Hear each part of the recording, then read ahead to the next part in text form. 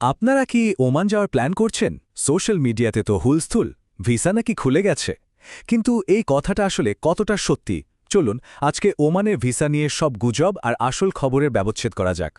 তো আসল প্রশ্নটা হলো, বাংলাদেশিদের জন্য ওমানের দরজা কি আবার খুলল? সেই ২০২৪ আর ২০২৫ সালের লম্বা অপেক্ষার পর ২০২৬ সালে এসে আসল খবরটা কি? চলুন, কোনো শোনা কথা নয়, সরাসরি সরকারি তথ্যের ভিত্তিতে পুরো বিষয়টা জেনে নিই। দেখুন, একদিকে একটা গুজব ছড়াচ্ছে আর অন্যদিকে আছে বাস্তবতা। সোশ্যাল মিডিয়াতে বলা হচ্ছে সবার জন্য ভিসা খুলে গেছে, কিন্তু আসল খবর হলো ওমান এখন খুঁজছে দক্ষ কর্মী। এই ছোট্ট পার্থক্যটা যদি না বোঝেন, তাহলে কিন্তু বড়সড় বিপদে পড়ার আশঙ্কা থেকে যায়। আজকে আমরা একদম ধাপে ধাপে পুরো ব্যাপারটা পরিষ্কার করব।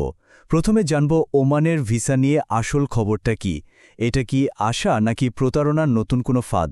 এরপর দেখব কারা এখন যেতে পারবেন, কিভাবে দালালদের থেকে বাঁচবেন, আর সবশেষে নিরাপদে ওমান যাওয়ার জন্য আপনার কি করণীয়। তো চলুন আর কোনো শোনা কথায় কান না দিয়ে সরাসরি মূল খবরে চলে যাই। এই তথ্যগুলো কিন্তু কোনো গুজব না, বরং বাংলাদেশ আর ওমান দুই সরকারের কাছ থেকেই পাওয়া একেবারে অফিসিয়াল ঘোষণা। এই টাইমলাইনটা একটু খেয়াল করুন। ২০২৪-২৫ সাল পর্যন্ত তো বাংলাদেশিদের জন্য নতুন ভিসার উপর কড়াকড়ি ছিল, তাই না? কিন্তু পরিস্থিতি বদলাতে শুরু করে এই বছরের ২৭ জানুয়ারি। সেদিন রিয়াদে একটা হাই লেভেল মিটিং হয়, আর সেই মিটিংয়ের পর থেকেই আশা করা হচ্ছে যে এপ্রিল মাসের মধ্যেই হয়তো ভিসা আবার চালু হয়ে যাবে। ওই মিটিংয়ে আসলে কি ঠিক হলো? ওমান সরকার পরিষ্কারভাবে জানিয়েছে যে তারা নতুন করে ওয়ার্ক ভিসা চালু করতে আগ্রহী। তবে এখানে একটা তবে আছে, এই প্রক্রিয়াটা হবে সিস্টেম্যাটিক, মানে ঢালাওভাবে সবার জন্য খুলে দেওয়া হবে না। আরেকটা বিরাট সুখবর হলো, যারা এর মধ্যেই ওমানে আছেন কিন্তু কাগজপত্র ঠিক নেই, তারা কোনো জরিমানা ছাড়াই বৈধ হওয়ার একটা দারুণ সুযোগ পাচ্ছেন। তাহলে সবচেয়ে জরুরি প্রশ্ন হলো, এই নতুন সুযোগটা আসলে কাদের জন্য? কারা এখন ওমানে যাওয়ার ক্ষেত্রে প্রায়োরিটি বা অগ্রাধিকার পাবে? চলুন এবার সেটা জেনে নিই। দেখুন, ওমান সরকার এখন মূলত দক্ষ কর্মী খুঁজছে। বিশেষ করে আপনার যদি mechanical, electrical, plumbing, IT, engineering বা মেডিকেল সেক্টরের মতো কোনো কাজের দক্ষতা থাকে, তাহলে আপনার ভিসা পাওয়ার সম্ভাবনা কিন্তু সবচেয়ে বেশি। তার মানে অদক্ষ কর্মী হিসেবে ওমান যাওয়ার চিন্তাটা এখন আর আগের মতো সহজ নয়। আর সবচেয়ে মজার ব্যাপার হলো বেতনের পার্থক্যটা। একজন দক্ষ কর্মী হিসেবে ধরুন একজন ভালো ইলেকট্রিশিয়ান বা প্লাম্বার, আপনার মাসিক আয় হতে পারে ১৫০ থেকে ২০০ ওমানি রিয়াল, এমনকি তার চেয়েও বেশি।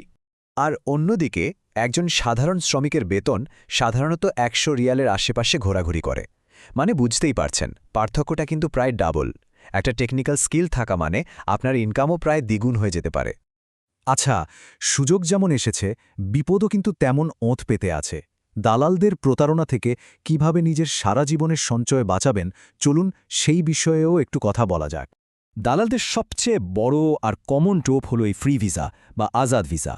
এই কথাটা মাথায় ভালো করে ঢুকিয়ে নিন। ওমানের সরকারিভাবে এই নামে কোনো ভিসার অস্তিত্বই নেই। প্রত্যেক কর্মীকে অবশ্যই আইনত একটা নির্দিষ্ট কোম্পানির অধীনে কাজ করতে হয়।